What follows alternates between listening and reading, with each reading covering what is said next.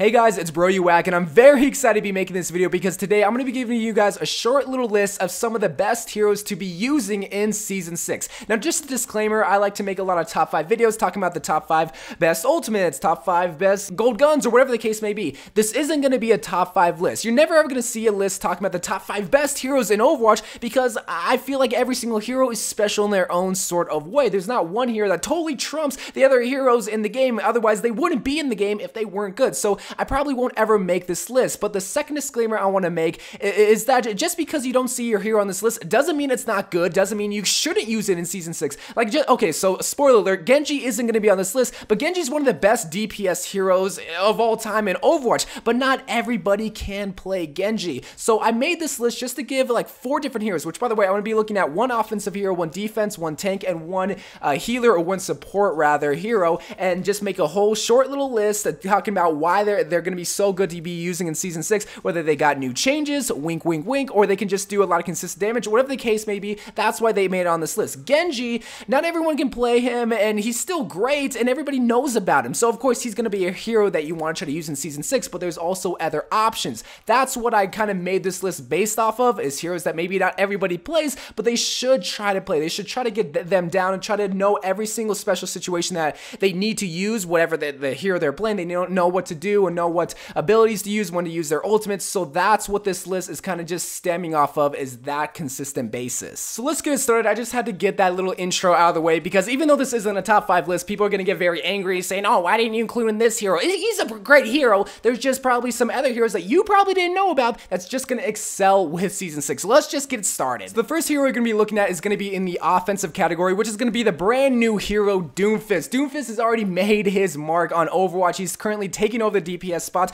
Some people will argue that. Some people will argue, well, Genji and Tracer are still great. But Doomfist, he's not a terrible hero. He's a very great hero. But the main reason why you want to try to learn him for Season 6 and why he's going to be so powerful is for this sole reason only. He's the only hero in the offensive category that doesn't need an ultimate ability to still get one-shots on people. There are ultimates in the offensive category that can get one-shots, but if we look at Genji, does he have a one-shot? No. Pharah, she has her concussion blast where if you get an environmental kill, she can't get a one-shot, but other than that, no. Tracer, no. McCree, no. Soldier, no. Sombra, no. Reaper, no. They don't have any abilities, and that's the key word. People are going to misconstrue, oh, Reaper can pop his ultimate. That's not an ability. That's an ultimate ability. There's nothing in the game where you just have to press one single button, and that can possibly ensure you a kill. But Doomfist, on the other hand, he can just charge his little fist, and as long as he puts a wall right behind the enemy, he can literally demolish any 200 HP heroes as long as they don't have like a bubble or something to protect them. They're going to be able to take out a lot of support because, well, he also has his abilities that a lot of people forget about. He has his seismic slamming, he has his uppercut ability. So not only is he very mobile, but he's just a damage machine if you learn how to combo with him, which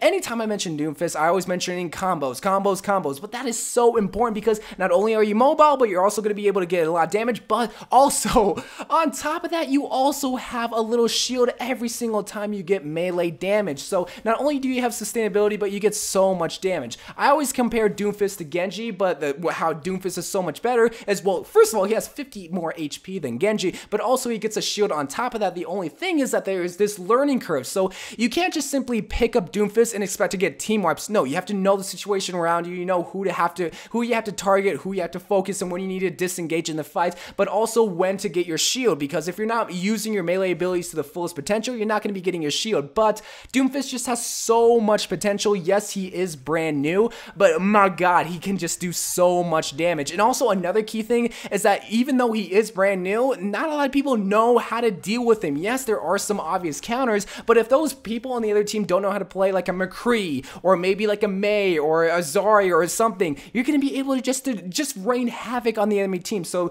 Doomfist, I spent a lot of time on him, but he's just probably the #1 hero that you want to try to learn for Season 6, because if you just know how to master him, you're just going to be triggering and just making so much people on the enemy team just so mad just because, well, you're so great with Doomfist, and they'll be like, oh my god, what do we do with the Doomfist? Because they're scared. They don't know what to do. I gotta say, the defensive category has the most quote-unquote throw picks. Whoever you pick in the defensive category, you're throwing. Pick a Hanzo. Oh my god, you're throwing with Hanzo. I'm throwing 2 now. Oh my god, you pick Widowmaker. Oh wow, look at that. You missed 1 shot. You're terrible. You're not carefree. You pick Mei. Oh, you're a Cancer. I get that every single day, man. But now, when you pick Junkrat, nothing. Nothing, because he's freaking good now. He's so good, even though he was already good before and people just didn't know how to work with him. So obviously Junkrat did get those changes, but I always compare him to Pharah because they do the same 120 damage if they meet with an enemy. Obviously there is splash damage, but the thing is Junkrat has his concussion mine, so he's able to do on top of that another 120 damage. But what's alright, Junkrat's immobile, he can get taken out. There's so many. Oh wait, the changes also came to where he gets 2 concussion mines, so now he is still very mobile. But the thing is though, Junkrat's one of those heroes where anyone can play him, right? He's a very simple hero, but it's those people that actually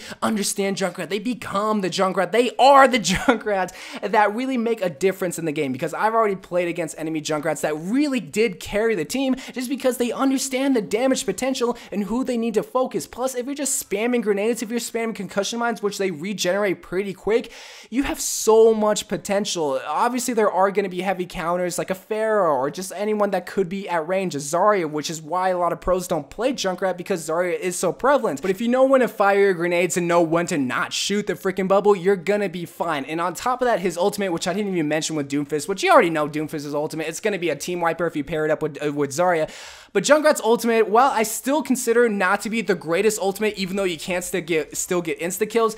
That Junkrat ultimate also did get some changes on top of that. So honestly, there was some great changes that came to him that just made him a lot more viable and a lot more sustainable in just any type of situation. You just gotta be very careful with him. You can't just simply pick him up and, oh, I'm a Junkrat main. So tanks are in a weird spot right now where you can't use a single tank in every type of situation like you could in Season 3, except for one, I feel like, and I kind of already spoiled with the gameplay, but Zarya is a very solid hero. Not even just a solid tank, just a solid hero, but for many purposes, right? The main reason why I kind of put her on this list is because, well, most of the tanks get countered by Reaper so heavily, and Reaper is a great DPS hero, even though he wasn't on this list. Reaper is a very prevalent hero. I mean, he counters Roadhog, Reinhardt, Winston, D.Va to an extent, but even after the changes come to D.Va, I am aware of the 25 increased defense matrix that's going to be coming also on top of that, but still, also D.Va is going to be able to counter Reaper heavily anymore. So Zarya, on the other hand, counters Reaper, but also think about it. How many heroes heavily counter Zarya? When you think of counters for Pharah, you think of McCree, you think of Soldier, you think of Zenyatta. Those are 3 counters right off the top of your head, but what really heavily counters Zarya? Obviously, you're watching the video and you're typing in the comments, oh, this hero counters Zarya, bro, you whack.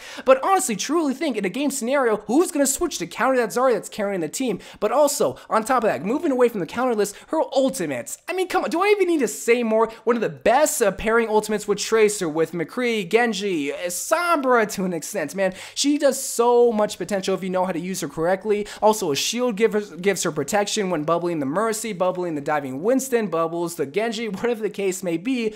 And on top of that, she also gets a shield. So while she also does have 200 HP, she also has a shield that's also 200 HP that's regenerates. So she moves her heal's attention away from Mercy, away from Ana and Lucio to other heroes that need it, such as Genji.